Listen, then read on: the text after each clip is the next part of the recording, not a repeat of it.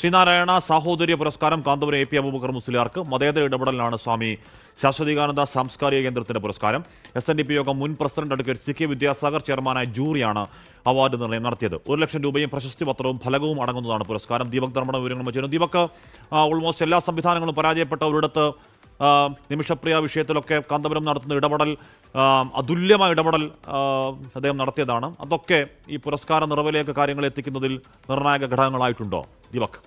ഹാഷ്മി, അതുതന്നെയാണ്. കാരണം മതേതരമായ ഇടപെടൽ മാത്രമല്ല, ഭരണകൂട സംവിധാനം പോലും പരാജയപ്പെട്ടെടുത്ത് നിമിഷപ്രിയയെ വധിക്കുന്നതിൽ നിന്നും ഒഴിവാക്കുന്നതിലേക്ക് കാന്തപുരത്തിന്റെ ഇടപെടൽ കൊണ്ട് ഒരു മതപണ്ഡിതന് മറ്റൊരു മതപണ്ഡിതനുള്ള സ്വാധീനത്തിലൂടെ നയതന്ത്ര ബന്ധങ്ങളില്ലാത്ത യമനിൽ നടത്താൻ പറ്റി എന്നുള്ളത് ഏറെ ശ്രദ്ധേയമായ കാര്യമാണ്.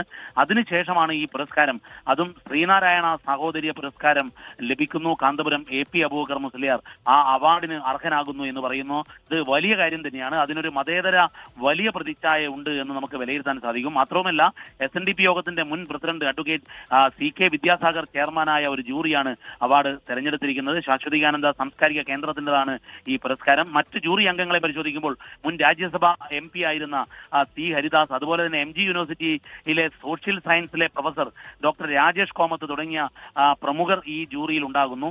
ആ ജൂറിയാണെങ്കിൽ വളരെ കൃത്യമായി പറയുന്നത്, ഈ മലബാറിലെ അതിസാധാരണമായ ഒരു കർഷക കുടുംബത്തിൽ ജനിക്കുന്നു, അതിൽ നിന്നും വളർന്ന് മതപരമായ പഠനത്തിലൂടെ അത് കഴിഞ്ഞ് അദ്ദേഹം ഒരു ആഗോള അംഗീകാരത്തിലേക്ക് എത്തിയിരിക്കുന്നു. അത്തരത്തിലുള്ള ഒരു ഇസ്ലാമിക പണ്ഡിതൻ, ആ പണ്ഡിതൻ മതേതരമായി നടത്തിയ മാനുഷികമായ ഇടപെടൽ, ആ ഇടപെടലുകളെ അംഗീകരിച്ചുകൊണ്ടാണ് ഈ ശ്രീനാരായണ സാഹോദര്യ പുരസ്കാരത്തിന് കാന്തപുരം AP അബൂബക്കർ മുസ്ലിയാർ ഉസ്താദിനെ തെരഞ്ഞെടുത്തിരിക്കുന്നത്.